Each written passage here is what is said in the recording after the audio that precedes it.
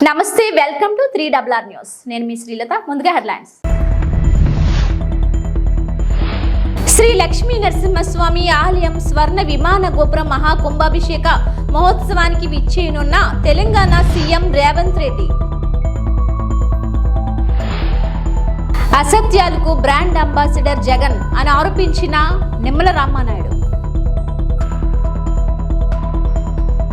Polavaram project గురించి కేంద్ర మంత్రి సిఆర్ పాటిల్తో చర్చించాం. 2027 లోపు పోలవరం ప్రాజెక్టును పూర్తి చేయాలని లక్ష్యంగా పెట్టుకున్నాం. అలాగే నదుల అనుసంధానం గురించి కూడా చర్చించాం. రాష్ట్రంలో జలజీవన్ మిషన్ అమలు గురించి కూడా చర్చించాం. గత వైసీపీ ప్రభుత్వం జలజీవన్ మిషన్ పథకాన్ని సరిగ్గా వినియోగించుకోలేదు. ఇంటింటికి కుళాయి ద్వారా మంచినీరు ఇచ్చే పథకాన్ని పూర్తిగా నిర్వీర్యం చేసింది. మేము కొత్తగా డిపిఆర్ రూపొందించి జలజీవన్ మిషన్ నిధులను వినియోగించుకుంటాము. ఫేజ్ 2 కూడా ఏ విధంగా తీసుకుపోవాలనో అప్పుడప్పుడు టైంలో దాన్ని కూడా కేంద్ర దృష్టి తీసుకొస్తాం. అదే సమయంలో నదుల అనుసంధానం కూడా ఆంధ్రప్రదేశ్ రాష్ట్రం చివరి రాష్ట్రం. సముద్రంలోకి పోయే నీరు కానీ రాష్ట్రంలో ఉపయోగించుకోగలిగితే కరువు లేకుండా చేసే అవకాశం ఉంటుంది. దానికి కూడా ఏదైతే పోలవరం నుంచి బనకచెర్ల వరకు ఏ విధంగా తీసుకుపోవాలి దీనికి కేంద్ర సహకారం కూడా అడిగాను. ఈ 2 ప్రాజెక్టులు అధ్యయనం చేస్తున్నారు, తొందరలో వస్తారు. మూడోది, గడిచిన ప్రభుత్వం జల్ జీవన్ మిషన్ ఉంది. జల్ జీవన్ మిషన్లో గ్రామీణ ప్రాంతాల్లో ప్రతి ఒక్క ఇంటికి సురక్షితమైన మంచినీళ్లు, అది కూడా రిజర్వాయర్లను తేవాలని చెప్పి చాలా స్పష్టంగా పెట్టారు. దేశం అంతా బ్రహ్మాండంగా ఉపయోగించుకున్నారు. ఆంధ్రప్రదేశ్ రాష్ట్రంలో 1% కూడా ఉపయోగించుకోలేని పరిస్థితికి వచ్చారు. దీనివల్ల 27,000 కోట్ల రూపాయలు శాంక్షన్ చేయించి అది కూడా బోర్ల ద్వారా నిండిస్తామనే పరిస్థితికి వచ్చారు. దీనివల్ల చాలా నష్టం వచ్చింది. ఒక యూపీలో ఇప్పటికే 52,000 కోట్ల రూపాయలు జల్ జీవన్ మిషన్లో ఖర్చు పెట్టారు. కొన్ని రాష్ట్రాల్లో పెద్ద ఎత్తున ఖర్చు పెట్టారు. గుజరాత్ లాంటి రాష్ట్రంలో ఇంటింటికి ట్యాప్ ద్వారా సస్టైనబుల్ వాటర్ ఇచ్చే పరిస్థితికి వచ్చారు. ఆంధ్రప్రదేశ్లో మాత్రం పూర్తిగా నిర్వీర్యం చేసే పరిస్థితికి వచ్చారు. అయితే ఇటీవల కేంద్రం ఏదైతే ఈ స్కీమ్ ఉందో దీన్ని రివైజ్డ్ గైడ్ లైన్స్లో 2028కి పూర్తి చేయడానికి ముందుకు వచ్చారు. అంటే ఆ రోజు శాంక్షన్ అయిన డబ్బులు మాత్రం ఇస్తామని. దానివల్ల ఆంధ్రప్రదేశ్ రాష్ట్రానికి 27,000 కోట్లే వస్తుంది. ఇంకొక 54,000 కోట్లు కావాలి. అది స్కీమ్లో కూడా లేదు. ఇప్పుడు దాని మీద కూడా కేంద్రంతో సంప్రదించాల్సిన అవసరం ఉంది. ఈ 27,000 కోట్లకు డిపిఆర్స్ తయారు చేసి ముందు శాంక్షన్ చేయించుకోవడం, మిగిలిన ప్రాంతాలకన్నిటికీ మళ్ళీ కేంద్రాన్ని ఒప్పించి ఇది దేశం అంతా కూడా ఉపయోగించే ప్రాజెక్టు కాబట్టి ఆంధ్రప్రదేశ్ యాదగిరిగుట్ట శ్రీ లక్ష్మీ నరసింహస్వామి ఆలయం స్వర్ణ విమాన గోపురం మహాకుంభాభిషేక మహోత్సవానికి ముఖ్యమంత్రి రేవంత్ రెడ్డిని ఆహ్వానించినట్లు తెలిపారు. ఆలయ ఈవో అర్చకులు మరియు ముఖ్యమంత్రి కొండా సురేఖ, ప్రభుత్వ విప్ బీర్ల ఐలయ్య, ఆలయ ఈవో కార్యదర్శి శైలజ రామయ్య జూబ్లీ హిల్స్ నివాసంలో ముఖ్యమంత్రిని కలిసి ఈ నెల 23న జరగనున్న స్వామివారి స్వర్ణ విమాన గోపురం మహాకుంభాభిషేక పరిరక్షణ వేడుకకు ఆహ్వాన కార్డును అందజేశారు.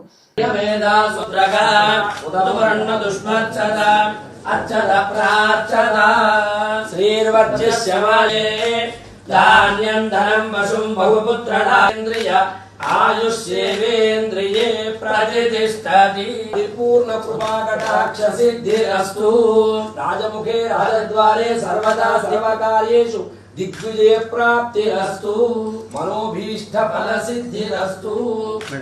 అబద్ధాలకు అసత్యాలకు బ్రాండ్ అంబాసిడర్ జగన్ పూర్తవని వెలుగొండ ప్రాజెక్టును కూడా పూర్తయినట్టు జనాలను భ్రమింపచేశాడు. అమరావతి సచివాలయంలో మీడియాతో మాట్లాడడం జరిగింది. 5 సంవత్సరాల పాలనప్పచెప్తే ఆంధ్రప్రదేశ్ రాష్ట్రాన్ని 50 సంవత్సరాలు వెనక్కి తీసుకెళ్లిపోయినటువంటి జగన్ ఏ ముఖం పెట్టుకుని మళ్ళీ ఈరోజు ప్రజల దగ్గరికి వస్తున్నాడో ఈవేళ సమాధానం చెప్పవలసినటువంటి పరిస్థితి ఉంది. అందుకే ఒక ఉదాహరణ ఏదైతే వెలిగొండ ప్రాజెక్టు. ఎందుకంటే మీ అందరికీ తెలుసు వెలిగొండ అంటే ఈవేళ అత్యంత వెనకబడినటువంటి ఫ్లోరైడ్ బాధితులు ఉన్నటువంటి ప్రకాశం జిల్లాకు జీవనాడి వెలిగొండ. అటువంటి వెలిగొండ దగ్గర 4,50,000 ఎకరాలకు సాగునీరు అందిస్తూ 25 లక్షల మందికి అంటే దగ్గర దగ్గర 1.25 కోటి పైబడి త్రాగునీరు అందించేటువంటి ప్రాజెక్టు మన వెలిగొండ ప్రాజెక్టు.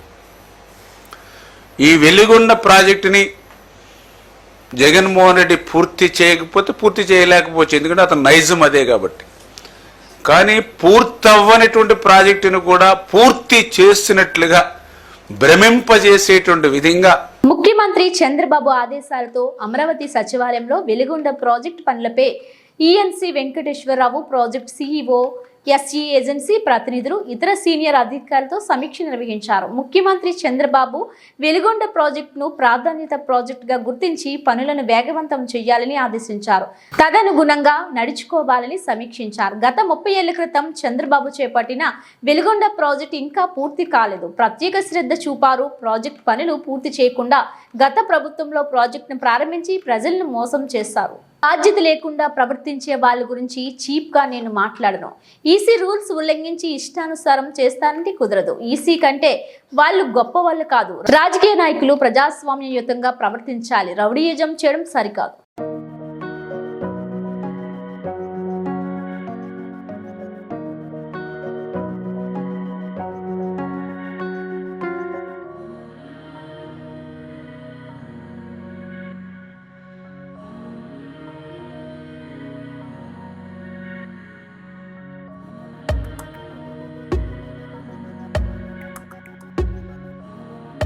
అనకాపల్లి జిల్లా యలమంచిలి నియోజకవర్గం డీఎస్పీ ఆధ్వర్యంలో బైక్ ర్యాలీ. హెల్మెట్ ధరించి ద్విచక్ర వాహనం నడపడం ప్రాణానికి రక్షణగా నిలుస్తుందని పరవడ డీఎస్పీ విష్ణు స్వరూప్ అన్నారు. గురువారం అనకాపల్లి జిల్లా ఎస్పీ తుహిన్ సిన్హా ఆదేశాల మేరకు జాతీయ రహదారి భద్రత మాసోత్సవాల్లో భాగంగా నియోజకవర్గం కేంద్రమైన యలమంచిలిలో హెల్మెట్ ధారణపై అవగాహన కల్పిస్తూ సర్కిల్ కార్యాలయం నుండి విజయలక్ష్మి పెట్రోల్ బంక్ వరకు అవగాహన ర్యాలీ నిర్వహించారు. ఈ కార్యక్రమంలో CI Dhananjaya Rao, town SI Savitri, rural SI Upendra, traffic SI Ramakrishna, my home cement factory సిబ్బంది తదితరులు పాల్గొన్నారు.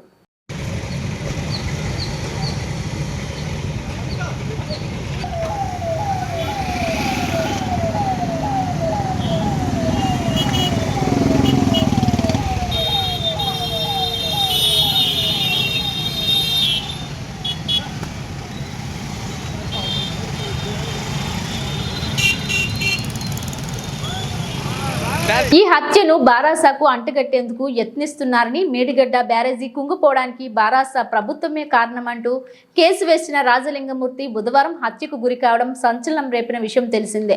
ఈ ఘటనలో వెంకట రమణారెడ్డి ప్రమేయం ఉందని మృతుడు కుటుంబ సభ్యులు, కాంగ్రెస్ నేతలు ఆరోపిస్తున్న నేపథ్యంలో ఆయన స్పందించారు. తెలంగాణ భవన్లో నిర్వహించిన మీడియా సమావేశంలో మాట్లాడారు. కమ్యూనిస్టుల పైన కామెంట్ చేసినట్లుగా, కమ్యూనిస్టులు కాంగ్రెస్ కి తొత్తులుగా మారినారు అని పదం వాడినట్లుగా కొన్ని పత్రికల్లో వార్తలు వచ్చాయి. అది నిజమా కాదా మాకు తెలియదు.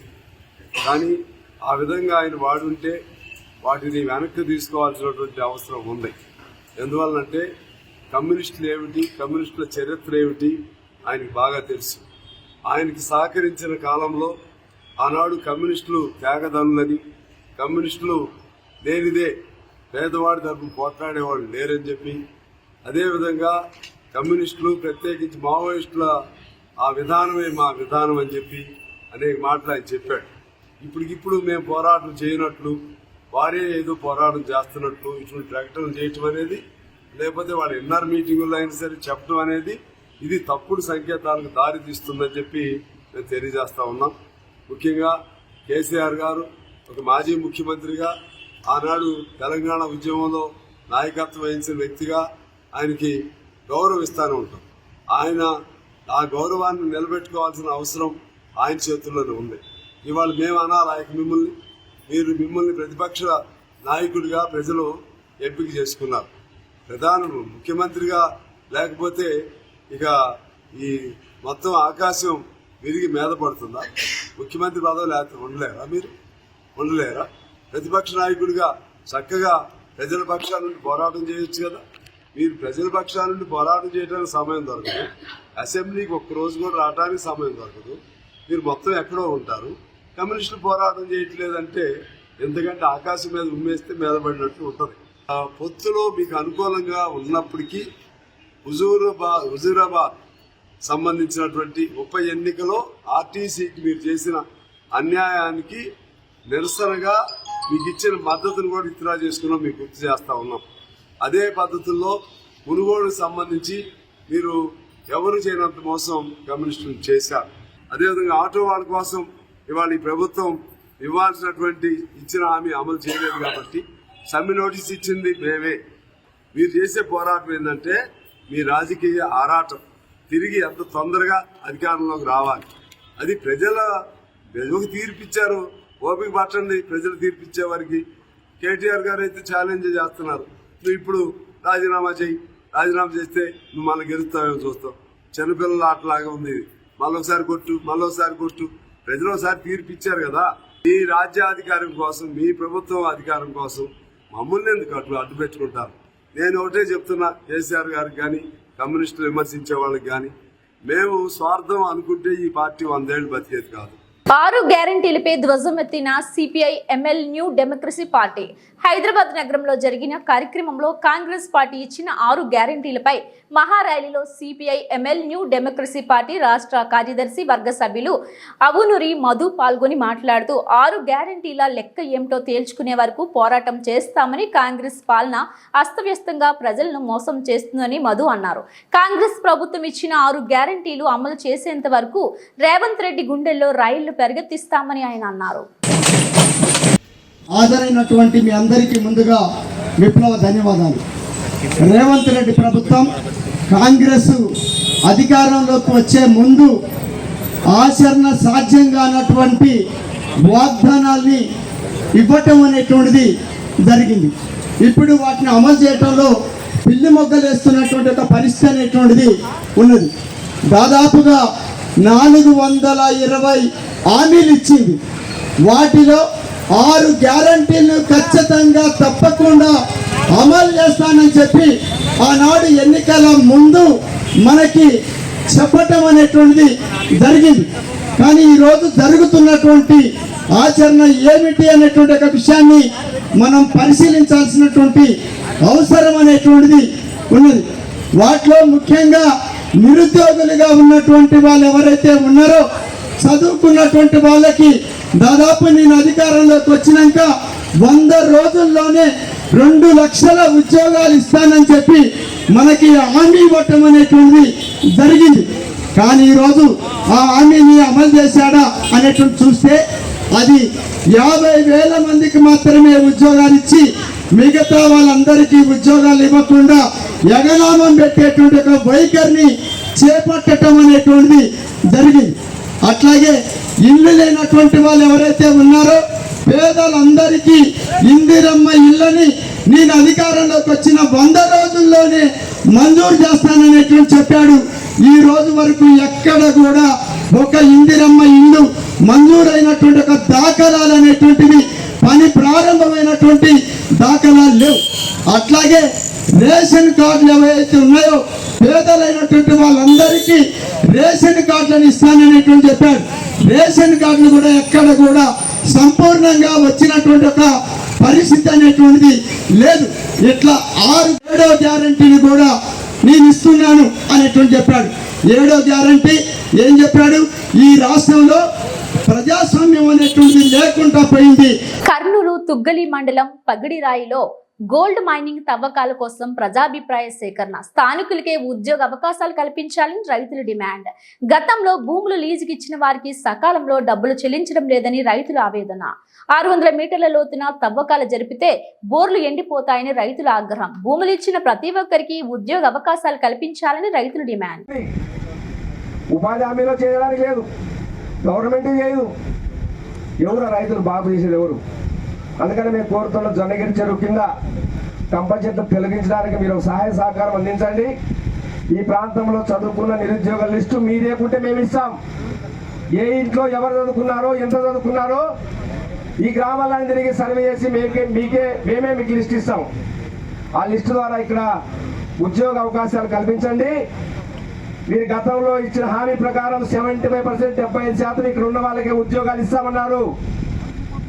స్కిల్ కాదు, ఏ అవకాశం ఉంటే అవకాశాన్ని మా వాళ్ళకి సహాయం చేయాలని ఆ అవకాశం కల్పించాలని కోరుతూ ఈ చిన్న అవకాశం కల్పించిన మీ అందరికీ ప్రత్యేకించి ధన్యవాదాలు తెలుస్తూ సెలవు తీసుకు పర్యావరణ పరిరక్షణకు ఉపయోగపడుతుంది. ఇది కూడా చేయాల్సిందిగా సూచిస్తున్నాను. ఇంకో విషయం ఏంటంటే మీరు ప్లాంటేషన్ మామూలు ప్లాంట్ల కన్నా పండ్ల మొక్కలు మెడిసిన్ వాల్యూ ప్లాంట్స్ నాటితే ప్రజలకు ఉపయోగపడతాయి. ఇది ఒకటి విషయం. ఇంకోటి మీరు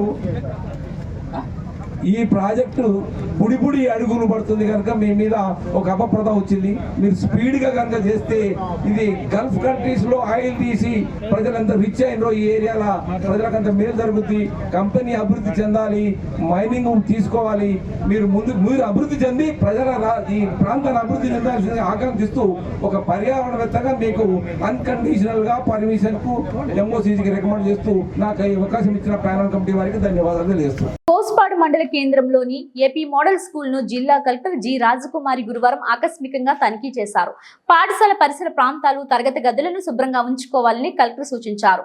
ఆర్ఓ ప్లాంట్ లో లీకేజీస్ సమస్యను గుర్తించి మరమ్మతులు చేయించాలని కలెక్టర్ ప్రధాన ఉపాధ్యాయులను ఆదేశించారు. పాఠశాలలోని గ్రంథాలయాన్ని పరిశుభ్రంగా ఉంచడంతో పాటు పుస్తకాలు, కుర్చీలు, రాక్లు వంటి లైబ్రరీ సామాగ్రి తప్ప ఎటువంటి వస్తువులు ఉండకూడదన్నారు. పాఠశాలలో ఇంకా మిగిలిపోయిన స్కూల్ బ్యాగులను పరిశీలిస్తూ పాఠశాలకు ఎన్ని సంచులు ఇండెంట్ చేయబడ్డాయి, ఎన్ని సంచులు పంపిణీ చేయబడ్డాయి, ఎన్ని సంచులు మిగిలి ఉన్నాయి, సంచులు ఎందుకు ఎక్కువగా ఇండెంట్ చేయబడ్డాయి, వీటిపై సవివరమైన నివేదిక ఇవ్వాలని కలెక్టర్ ఆదేశించారు. అటల్ టింకరింగ్ ల్యాబ్ లో రైటింగ్ ప్యాడ్ లేకుండా కుర్చీలను ఉపయోగించే విద్యార్థులతో పరీక్ష నిర్వహించే అంశంపై నివేదిక ఇవ్వాలన్నారు. పాఠశాలలోని ల్యాబ్ గదులన్నిటికీ తాళాలు వేయకుండా వాటిని క్రమం తప్పకుండా వినియోగంలోకి తీసుకురావాలని కలెక్టర్ సూచించారు.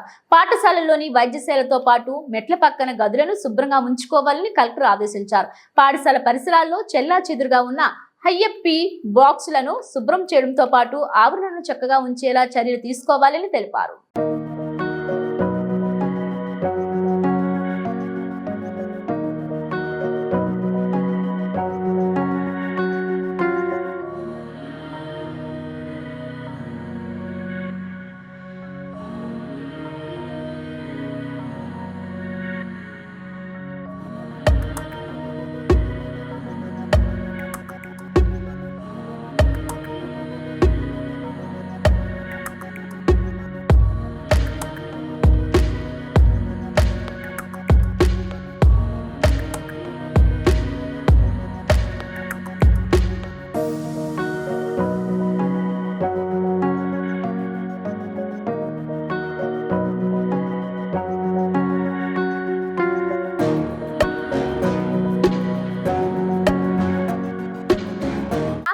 గిరిజన గురుకుల పాఠశాల మరియు కళాశాల యందు ఎమ్మెల్సీ ఎన్నికల ప్రచారం మరియు అవగాహన కార్యక్రమం నిర్వహించిన పోలవరం శాసనసభ్యులు చిర్రి బాలరాజు మరియు ఎమ్మెల్సీ పరిశీలకులు విజయ్.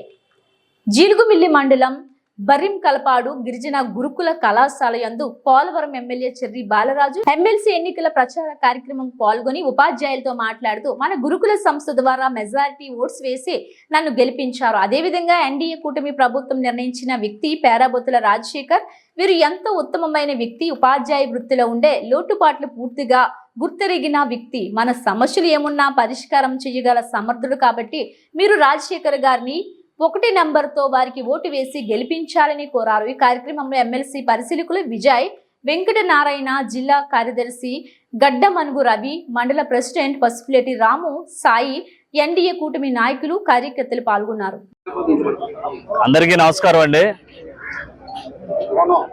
ఈరోజు ఎమ్మెల్సీ ఎన్నికల ప్రచారంలో భాగంగా పోలవరం నియోజకవర్గంలో గత 20 రోజుల నుంచి కూడా ఎన్నికల ప్రచారం ముమ్మరంగా మేము ప్రజల్లోకి, ఓటర్స్లోకి తీసుకెళ్ళడం జరుగుతుంది. ఈరోజు జీలిగిమిల్లి మండల కేంద్రంలో ఉన్నటువంటి హై స్కూళ్ళు, అలాగే కాలేజీలు, ఏపీఆర్ కాలేజీల్లో కూడా ఈరోజు ప్రచారం కొనసాగుతుంది. ఈ కార్యక్రమానికి ముఖ్య అతిథిగా విచ్చేసినటువంటి టీడీపీ అబ్జర్వర్గా పోలవరం నియోజకవర్గానికి విజయ్ కుమార్ గారి సారథ్యంలో, అలాగే వెంకట నారాయణరావు గారి సారథ్యంలో, అలాగే టీడీపీ ఇన్ఛార్జ్ బొరగం శ్రీను గారి సారథ్యంలో ఈరోజు ఇక్కడ ఓట్లు అర్జించడం జరుగుతుంది. ఎమ్మెల్సీ సంబంధించి ఎన్డీఏ కూటమి అభ్యర్థి అయినటువంటి పేరాబొత్తుల రాజశేఖరం గారిని మేము అఖండ మెజార్టీతో గెలిపించాలని ప్రతి ఒక్కరిని కూడా తెలియజేస్తున్నాం. ఈరోజు గ్రాడ్యుయేట్కి సంబంధించి ప్రతి ఒక్కరు కూడా అవగాహనతో ఉన్నటువంటి వ్యక్తులు అందరూ కూడా ప్రతి ఒక్కరు కూడా ఏదైతే 2024లో ఎన్డీఏ కూటమిని అఖండ మెజార్టీతో ప్రభుత్వంలో కూర్చోబెట్టారు.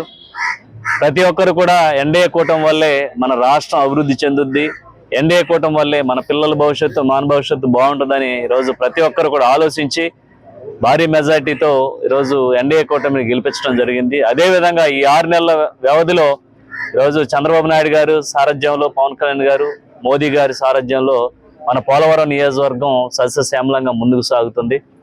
ప్రతి ఒక్కటి కూడా అభివృద్ధి పదంలో ముందుకు తీసుకువెళ్తున్నాం. గత ప్రభుత్వాలు రాష్ట్రాన్ని మొత్తం కూడా అప్పులమయం చేసేస్తే ఈరోజు మన కనీసం జీతాలు ఇవ్వలేనటువంటి పరిస్థితుల్లో గత వైసీపీ పాలన ఉంటే ఈరోజు ఖచ్చితంగా 1వ తారీఖున ప్రతి ఉద్యోగస్తులకి ప్రతి ఒక్కరు కూడా ఈరోజు జీతాలు ఇచ్చేటువంటి పరిస్థితులు ఈరోజు ఎన్డీఏ కూటమి ఉంది. ఇలాగ చెప్పుకుంటూ పోతే ఒక పక్కన సంక్షేమంతో పాటు అభివృద్ధి కూడా చేసుకుంటూ ముందుకు వెళ్తుంది ఎన్డీఏ కూటమి. ప్రతి ఒక్కరు కూడా గమనించాల్సింది ఏంటంటే ఈరోజు పేరాబత్తుల రాజశేఖరం గారు గత 30 సంవత్సరాలు బట్టి పార్టీ కోసం అహర్నిశలు కష్టపడుతూ అలాగే అనేక సమస్యలపై పోరాటం చేస్తూ కానాల గ్రామ ప్రజల ఇంటి పట్టాల సమస్యలను ఎదుర్కొంటున్న బాధితులకు న్యాయం చేయాలని మాజీ ఎమ్మెల్యే శిల్పరవి రవిచంద్ర కిషోర్ రెడ్డి కలెక్టర్ను కలిసేందుకు కలెక్టరేట్కు వచ్చారు. ఆమె అందుబాటులో లేకపోవడంతో జాయింట్ కలెక్టర్ విష్ణు చరణ్ ను కలిసి సమస్యను వివరించి బాధితులకు న్యాయం చేయాలని కోరారు. ఈ సందర్భంగా మాజీ ఎమ్మెల్యే శిల్పరవి మాట్లాడుతూ కానాల గ్రామ ప్రజలకు ఇంటి పట్టాలు లేకపోవడంతో గత ప్రభుత్వాలు రైతుల నుంచి భూములను తీసుకొని ఇంటి పట్టాలు ఇవ్వడం జరిగిందని, అయితే ప్రస్తుతం టీడీపీలో ఉన్న గ్రామ నాయకులు ఆ పట్టాలను స్వాధీనం చేసుకునే విధంగా దౌర్జన్యాలకు పాల్పడడం సరైన పద్ధతి కాదన్నారు. బాధితులకు అండగా ఉంటామని, న్యాయ పోరాటం చేస్తామని ఆయన స్పష్టం చేశారు.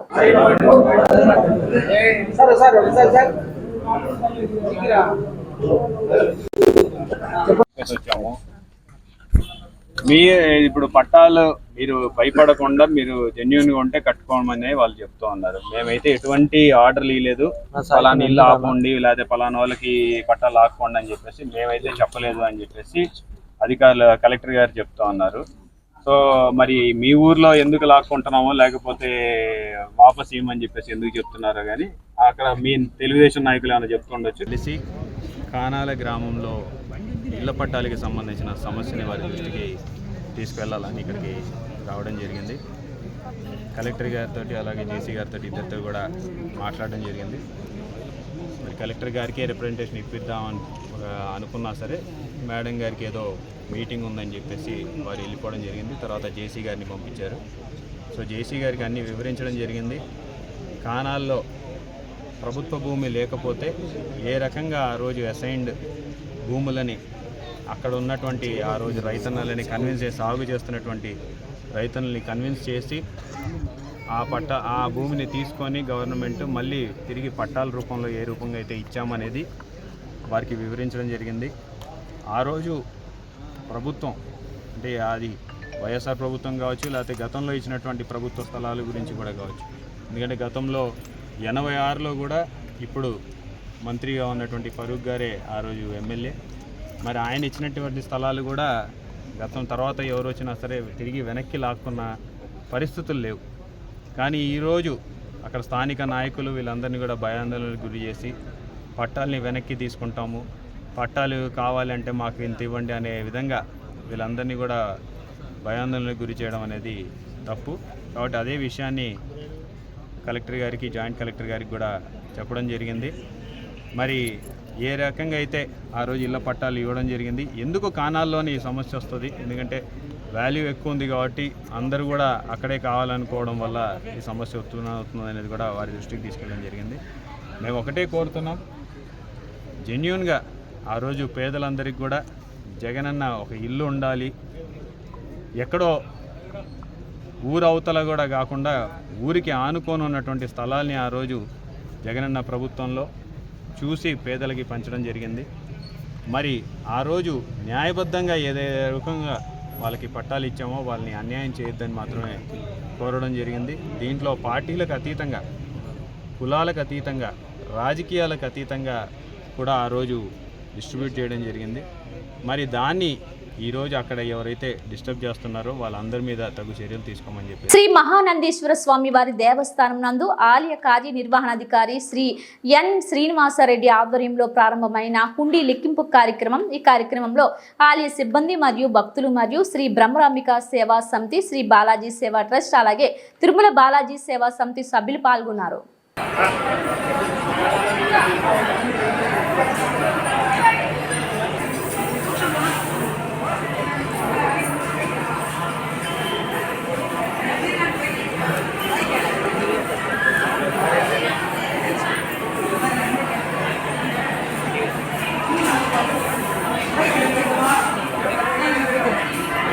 దగ్గరికి పోయినదా